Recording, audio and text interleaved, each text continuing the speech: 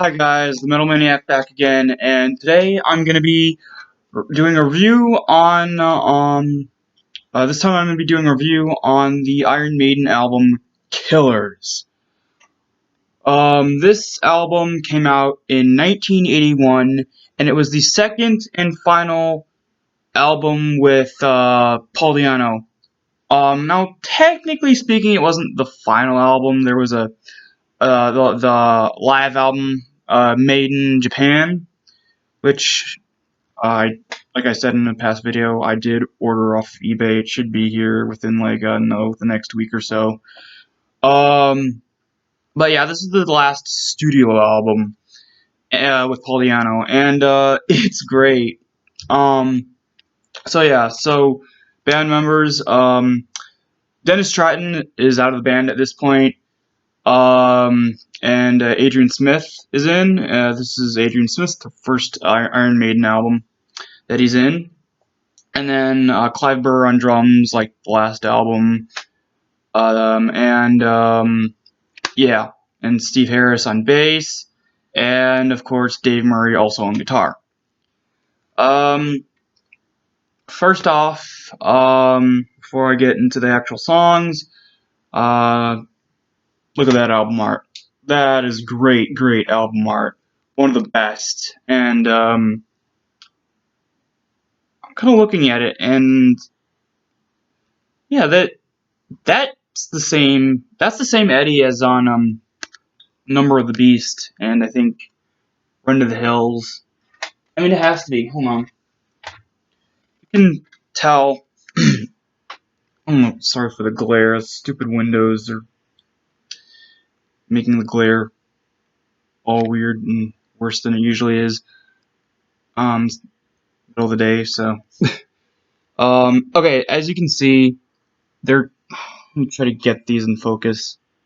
See that Eddie, Number of the Beast Eddie, and Killers Eddie. They're basically the same Eddie.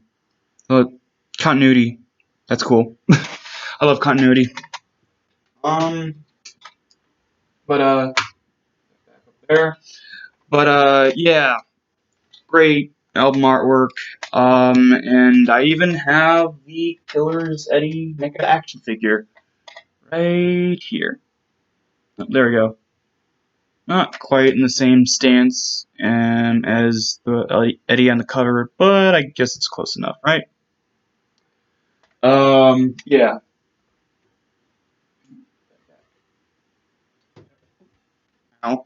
Anyway, but yeah, legendary album artwork. I know a lot of people say this is the best Iron Maiden album artwork of all time. I say it's one of the best, not the best. I would say the best is the original Number of the Beast album art. Anyway, but yeah, and then there's the back. You got Paul Di'Anno, Steve Harris. Let's see, Smith over there. And then the bottom, it's the different band members all in their own little squared sections of the bottom of the album. And then the inside, messing up my words already. The inside is a bit interesting. You got some you got the band members there. There we go. Oh no, there we go. And then this, I guess, was the picture on the original vinyl. I guess for some reason they didn't put Killers Eddie on the picture. They put Iron Maiden Eddie. I don't know why. There were how many singles were there on this one? I know that Purgatory was a single, and I know that originally, I guess, the Number of the Beast artwork was originally meant to be for Purgatory, the Purgatory single, but I think it was Ron Smallwood, their manager at the time, or someone who said, "Oh wait, no, that artwork is way too good to be on a single cover, so we're gonna put that on an album." And so they made this cover for Purgatory, which, for those of you who don't know what the cover looks like, it's basically the devil, the head of the devil from the Number of the Beast artwork, but one side's him, and then one side's sort of crumbling away, and underneath is Eddie's face, like Killer's Eddie, and Number of the Beast version of Eddie, his face just emerging from the crumbling side of the devil's face. Really cool, I love it. Um, but that was a single, and I believe, oh yeah, Twilight Zone was a single, and that's a song that originally was on the U.S. version, but again, in subsequent re-releases, they took Iron Maiden took it off because it wasn't on the original UK version. Again, stupid. Um, but I think yeah, that was a single, and I believe, I think those were the only two singles, if I'm not mistaken. I don't think Drifter was one. Maybe Innocent Exile. I don't know. All I know is that for what I know there were two singles. Again, Twilight Zone and Purgatory. Um, so yeah, let's get into the songs on this album. First is an instrumental, "The Ides of March." Like for a long time, I did not know how to pronounce that. First it was like the Ides of March, the Ides of March, the Ides. It's Ides. I don't know. I don't know what the hell Ides is. Idea, maybe short for ideas. I don't know. What a horrible instrumental. I mean, it's bad. It's just, it doesn't sound like it should be on this album. It doesn't even sound like it should be on a metal album. I know this is a lot more punky, but still, it shouldn't be on this genre of album. Uh, it's not good. Honestly, they could have taken Ides of March off and put back on, what was again? Oh yeah, Twilight Zone. Because this does not deserve to be on the album. It's bad and a stupid way to start off an album. Yeah, so Twilight Zone should have been on here. Next off is a classic, Wrathchild, one of my all-time favorite Iron Maiden songs, and sadly they don't play this song live anymore. I mean, they stopped playing it live like a few years ago. They still play Iron Maiden live, but they don't play Wrathchild live.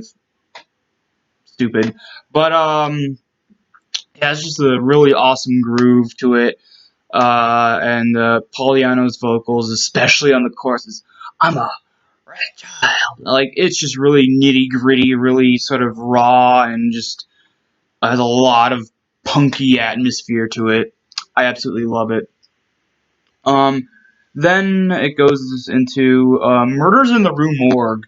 Now, I believe this was an actual event that happened. I can't remember where. I think it might have been the UK or France or something. But there was this murder that happened apparently. And I can't remember exactly what I read about it because that was a while ago that I read about it. But from what I remember reading, it was like a murder, and I guess it was like in an alleyway, and I guess they dubbed it Rue. Rue sounds like a French word, so maybe it was in France. So it was like they dubbed it the Rue Morgue. I don't know what Rue means in French, but they dubbed it the Rue Morgue. It was like an alleyway, just like someone got murdered in, and but yeah, and yeah, it's awesome. The song, not the fact that someone got murdered in an alleyway. But yeah, it's awesome. It's a slower song compared to some of the other ones on the album, but it's a good song. Um, Next up is Another Life, which reminds me of the song Purgatory on here. Like, it's another really, sort of like weird. I don't know how to describe it. It's like, not happy-go-lucky, but it's like upbeat. It's like an upbeat pace. And Poliano has like some lighter vocals, not really the more rough vocals that he has on some of the other songs. But yeah, Another Life is pretty good. The instrumental Genghis Khan. Okay, this is an instrumental that should be on the album. That is on the album, but I'm just saying. Genghis Khan is an awesome instrumental. Clive Burr's drumming is on fleek. Like, I love his drumming on this instrumental. I wouldn't say it's his best drumming. I actually like his drumming on what was it? Hallowed Be Thy Name a bit more. but it's still really good. I love it. Um, hmm. And it's sorry, I was trying to figure out where Twilight Zone was on the original U.S. release, and I'll get to that like after I talk about the rest of the songs. But yeah, Innocent Exile, another great song.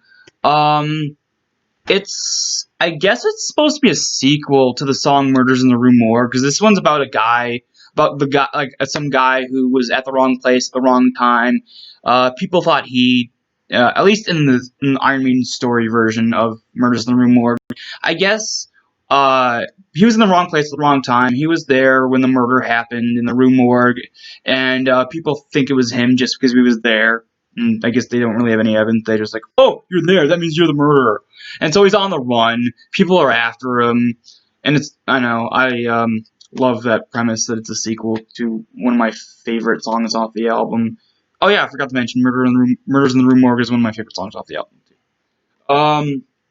But yeah, great song. And next is of course the title track, the only track off the album that I guess wasn't like a leftover from their first album, which is "Killers." This song is very interesting because I just want to sidetrack a little bit. But if you ever heard or ever saw like footage of the very first time they played it live, like before this album was released, like I guess the official lyrics weren't written down yet, and so Paul Di'Anno had to make up lyrics on the spot, and they actually work not as well as the actual official lyrics on the album, but they work. It's just awesome. You can find that live performance on the DVD of The History of Iron Maiden, the Early Days, Part 1. You can buy that on Amazon. But yeah, that's awesome. Anyway, the studio version. The studio version. Okay, so the studio version is one of my favorite Iron Maiden songs of all time. Just like I said with Wrathchild, like probably my favorite Paul Di'Anno era Iron Maiden song. It's just has everything perfect about it. I love the Dave Murray sort of like guitar lick where it's like where he has like how do I describe it? I'm failing to describe these kinds of things, but it's like do like you like sort of like if you see the live version, like you sort of slowly like sort of like slides his hand down the neck of the guitar and makes that cool sound. But yeah, it's that no no no no no no. And then Paul Di'Anno in the beginning. I love how he's just like, oh yeah, oh yeah. I just love it. I love Paul Di'Anno when he does those really cool like high vocals. I wouldn't say they are as like good high vocals as like Tom Araya from Slayer or even Rob Halford or Ripper Owens from Judas Priest, but they're still good. They're still really good. Um, and yeah, what was it? Oh yeah, Steve Harris's bass work on this song is amazing. You could really hear the bass on this song, and it's just like, yes, more of it, more. You know, I never get tired of Steve Harris's bass. Um, next up is oh yeah, Prodigal Son. I do not like this song. One of the very few songs off this album I don't like. It's just it sounds weird. It sounds off-put. Like it sounds like again like with let's see, Ides of March and what was the other one? Oh yeah, this is the other one. It's like along with Ides of March. This song does not sound like it should be on the album. It sounds like it should be on some weird like slow tuned 70s rock type album or I don't know. It just sounds weird. Mm, it's an odd one. Um, Purgatory, another great track, and I think it might have been the first single. Was it the first single or was uh, Twilight Zone the first single? I think Purgatory might have been the first single. It's great. Another really sort of upbeat, up-paced song, kind of like was it Another Life? In fact, you could play Another Life and this song right next to each other, and they sound perfect. They don't sound like they kind of sound like the same song put side by side, but like it's awesome. Um, but yeah, I love it. Drifter, the last song on the album. I originally didn't like this song, but it's kind of grown on me since. Because it has a weird sort of ominous guitar riff in the opening, but the rest of the song is not ominous. It's just that riff for some reason, and that always kind of off put me. Like originally, I heard it, I thought it was going to be a really sort of dark song, but it's not. But yeah, great song. Um, Twilight. Oh yeah, Twilight Zone. Sorry, not Twilight. Twilight Zone. Um, Twilight Zone, I think on the original version, it was between Prodigal Son and Purgatory on the track listing. I think, don't quote me on that. But Twilight Zone, actually, I'm going to talk about it because why not? It should be on the album anyway. It has one of my favorite Paul Di'Anno vocal performances. Probably my second favorite, other than Killers, which is my first favorite. Um, it has a really creepy, ghostly vibe to it, and I love it. I love the artwork for it. I need to get the single for that if they have it on CD. If they don't, I'll probably just get the vinyl. I don't have a record player, but I'll just put it up for show because the artwork's amazing anyway. But yeah, it's amazing. I love the "Can you feel me? Can you see me?" Yeah, and it's just great. I don't really can't say really much about it because I haven't heard it in a while because again don't own the version of the album that it's on, and I very rarely listen to it on YouTube because I don't like to listen to music with headphones because it's dumb. Rather listen to music through actual speakers on a CD player. Um, I don't really listen to music on my phone that much. Anyway, yeah, that was a great song, Twilight Zone. Um, Overall, a great, almost perfect album. If it didn't have Ides of March if Ides of March was replaced with Twilight Zone, then it would have been a perfect album, even with Prodigal Son on it, which I don't really care for. But yeah, I'd give this a 9 out of 10. Really great album, really classic, and there's a reason why everyone loves it.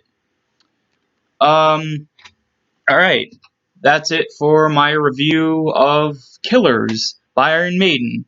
I hope you guys enjoyed, and I'll see you next time.